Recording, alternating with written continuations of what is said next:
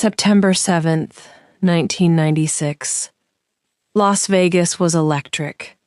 Mike Tyson had just won a heavyweight fight at the MGM Grand. The casinos were packed, the strip was glowing, and somewhere in that crowd was one of the most famous rappers in the world, Tupac Shakur. He was only 25 years old, but he had already become a cultural force. His music was controversial, emotional, political, violent, vulnerable, and deeply personal. To millions of fans, Tupac was more than a rapper. He was a voice. But before that night was over, everything would change. A white Cadillac would pull alongside the black BMW carrying Tupac and Death Row Records boss Marion Suge Knight. Gunfire would erupt. Tupac would be struck multiple times. 6 days later, he would be dead. And for almost 3 decades, no one would be charged with his murder. What makes this story even more extraordinary is that the case was not revived by a mysterious fingerprint, a newly discovered murder weapon, or some secret piece of DNA evidence hidden away for years.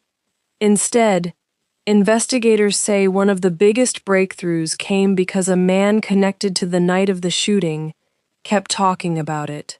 Interviews, public statements, a memoir, and detailed claims about what happened inside the car believed to have carried the gunman. Those words would eventually come back into the investigation in a major way. And now, nearly 30 years later, Tupac's murder is no longer just a legendary cold case. It is an active criminal prosecution. But the biggest question remains. Do we finally know what really happened? Or are we only beginning to understand how complicated the truth may be? To understand Tupac's murder, we have to go back several hours before the shooting. Tupac had attended the Mike Tyson versus Bruce Seldon fight at the MGM Grand Garden Arena. He was there with Suge Knight and members of the Death Row Records entourage. Also in Las Vegas that night were members of the Southside Compton Crips. One of them was Orlando Baby Lane Anderson. Anderson was the nephew of Duane Keffe D. Davis, a name that would later become central to the case. After the boxing match, Anderson was seen inside the MGM Grand. What happened next was captured on surveillance footage. Tupac, Suge Knight, and several other men confronted Anderson. A fight broke out. Anderson was knocked to the ground and beaten. At the time, it may have looked like just another violent confrontation in a world already filled with rivalries, tension, and gang affiliations. But investigators would later argue that this moment was crucial. According to the prosecution theory, the beating created the motive for what happened next: retaliation. Tupac continued with his night. He changed clothes and left the hotel. He got into a black BMW driven by Suge Knight. They were heading toward a nightclub where a post-fight celebration was expected to take place. Tupac was still alive, still famous, still surrounded by people, still moving through one of the busiest cities in America. And that is what makes the next few minutes so chilling. This did not happen in some hidden alley or remote desert road. It happened in public. Tupac and Suge Knight were driving through Las Vegas traffic when they stopped near the intersection of Flamingo Road and Covell Lane. Then a white Cadillac approached. It moved alongside the passenger side of the BMW. Suddenly, shots were fired. Tupac was hit several times. Suge Knight survived. Tupac was rushed to the hospital. For 6 days, fans around the world waited, hoped, prayed, and wondered if he would survive. On September 13th, 1996, Tupac Shakur died from his injuries. He was 25 years old. Almost immediately, the questions began. Who killed Tupac? Was it connected to the East Coast-West Coast rap feud? Was Death Row Records involved? Was it gang retaliation? Was there a larger conspiracy? Over the years, Countless theories spread through documentaries, books, interviews, magazines, online forums, and social media. Some were based on evidence, others were based on rumor. Many blended both. The lack of an arrest only made the mystery grow larger. Tupac's murder became one of the most famous unsolved killings in American pop culture. And one of the most confusing parts of the story was this. Investigators had long known many of the names connected to the white Cadillac. So why did it take almost 3 decades for someone to be charged? One major problem was cooperation.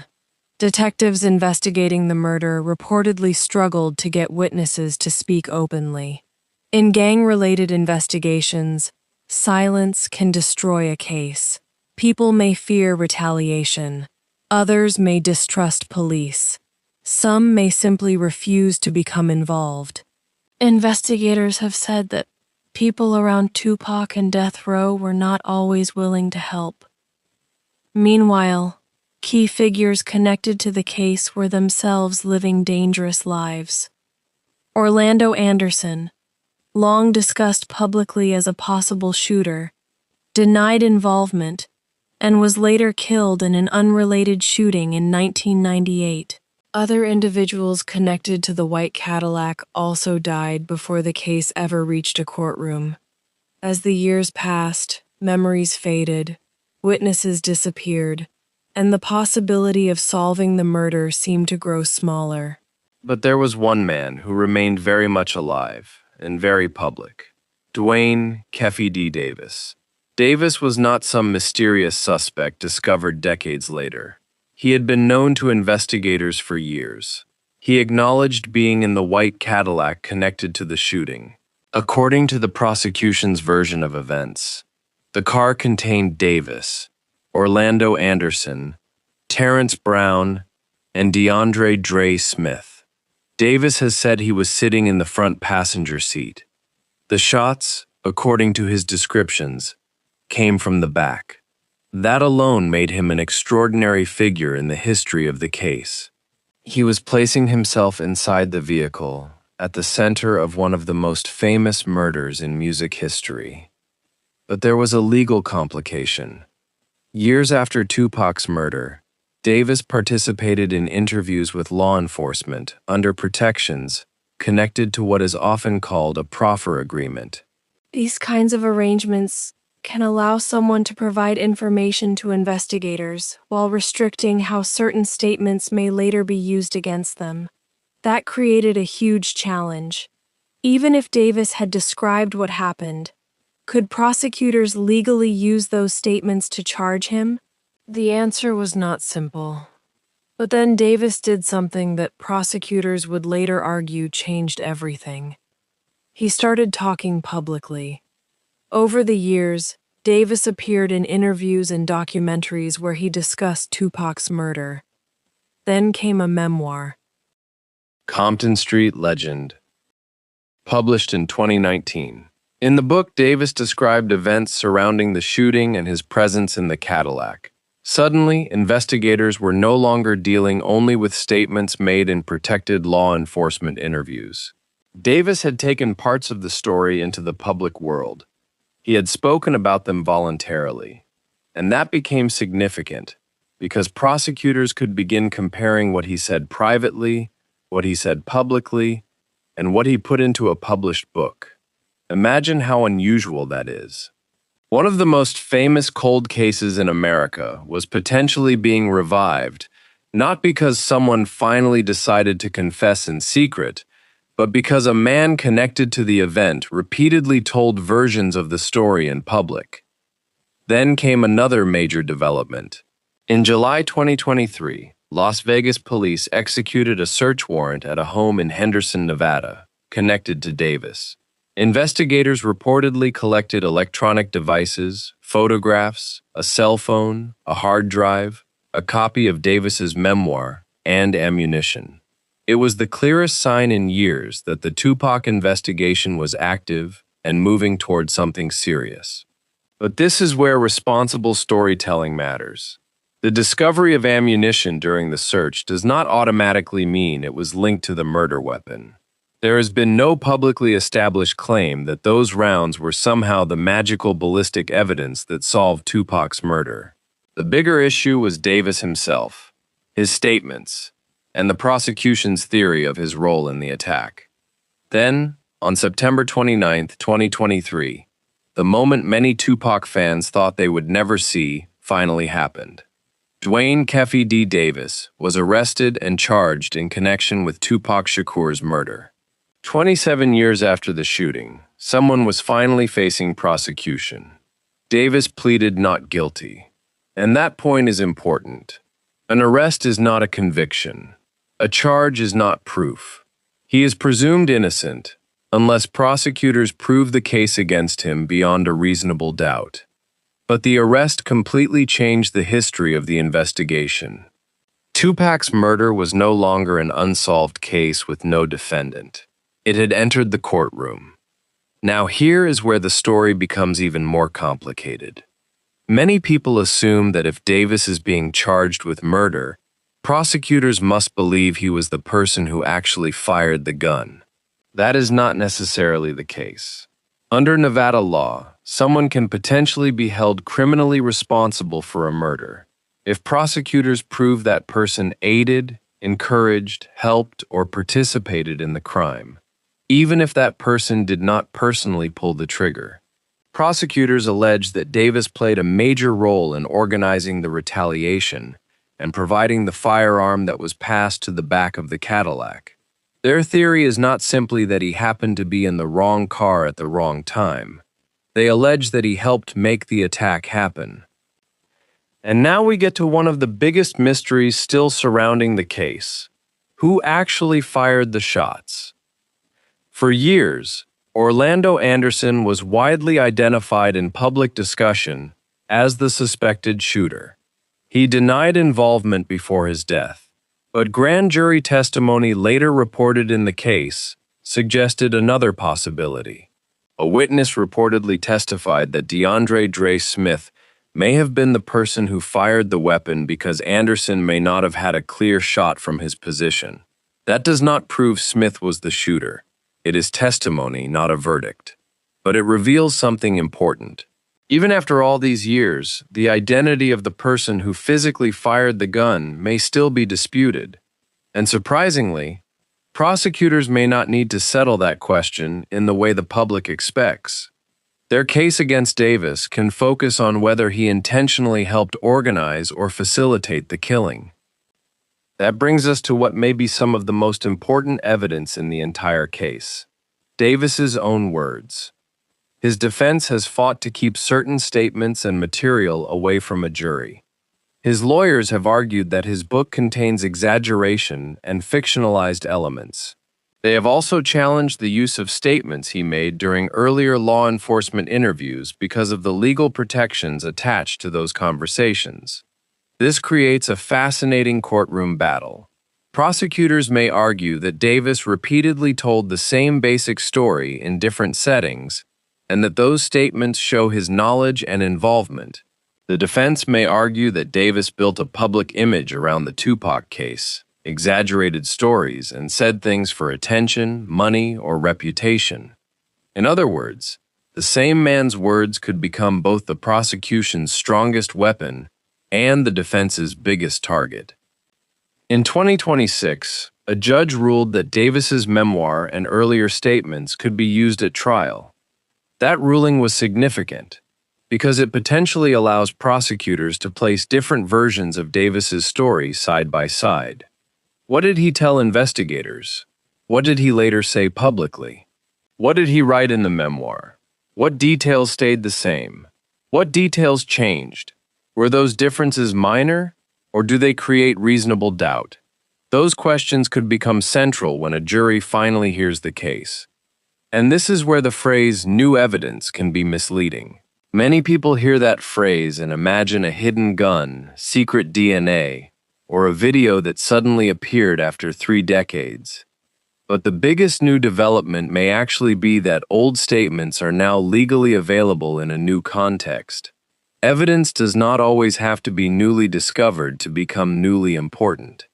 Sometimes the real change is that investigators find a way to use information they already had, connect it with public admissions, and build a case that can finally survive in court. Of course, no story about Tupac's murder would be complete without addressing the conspiracy theories. For decades, people have connected his death to rival artists, record executives, organized crime, gang politics, and powerful figures in the music industry. Some theories became so popular that they are often repeated as if they are facts. But allegations are not evidence. Rumors are not convictions. There have been claims over the years that Sean Diddy Combs was somehow connected to an alleged payment or offer targeting Tupac and Suge Knight. Those claims have been denied, and Combs has not been charged in Tupac's murder. That distinction matters. A documentary can explore allegations, but it should not present unproven claims as established truth. The prosecution's central theory is actually far more direct than many of the elaborate conspiracies. A fight happened at the MGM Grand. A member of a gang was attacked. According to prosecutors, people connected to him wanted revenge. They got into a white Cadillac. They found Tupac and Suge Knight. A gun was fired. Tupac was killed. Sometimes the explanation that sounds less mysterious may be the one prosecutors believe they can actually prove. But proving it almost 30 years later will not be easy. Witnesses age, memories change, important people die. Evidence becomes harder to examine. Stories become mixed with legend. Tupac's murder has been talked about for so long that it may be difficult for jurors to separate what they have heard in popular culture from what is actually presented in court. And the defense only needs to create reasonable doubt. They can question whether Davis's public statements were reliable. They can argue that he exaggerated. They can challenge witnesses. They can highlight inconsistencies. They can question whether prosecutors are trying to turn decades of storytelling into legal proof. The trial is currently scheduled to begin in August 2026, and it may finally force some of the biggest questions into the open. Did Davis help plan the attack? Did he provide the gun? Who was in the Cadillac? Who fired the shots? How much of Davis's story was true? And why did he keep talking about the murder for so many years? Those questions may soon be answered, not by internet theories or documentaries, but by witnesses under oath and evidence presented before a jury. And perhaps that is the most haunting twist in Tupac Shakur's story. For decades, people thought the truth had disappeared with the men connected to that white Cadillac. They thought too much time had passed. They thought the case would remain a mystery forever. Yet the investigation was revived in large part because one of the men, prosecutors say, was inside the car, apparently never stopped talking about what happened. Words from interviews, words in documentaries, words in a memoir, words that may now become evidence in a murder trial. Tupac became famous because of his words. His lyrics made people angry, inspired, uncomfortable, emotional, and hopeful. He understood the power of telling a story, and now, nearly 3 decades after his death, words may also determine whether anyone is finally held criminally responsible for killing him. But until a jury hears the evidence, the final truth remains uncertain. There is a difference between what fans believe happened, what investigators believe happened, what a defendant has said happened, and what prosecutors can actually prove beyond a reasonable doubt. That is why the Tupac Shakur murder case is still so gripping after all these years. It is not simply the story of a famous rapper who was killed. It is the story of a violent night, a possible act of retaliation, decades of silence, countless conspiracy theories, public admissions, legal complications, and a case that somehow refused to disappear. Tupac died at 25 years old, but the mystery surrounding his death has lived almost as long as he did. And now, as the case moves toward trial, The world may finally learn whether the story people have repeated for decades is close to the truth, completely wrong, or only one piece of a much larger puzzle. Because after almost 30 years, the question is no longer only, who killed Tupac Shakur? The question is, can the truth finally be proven?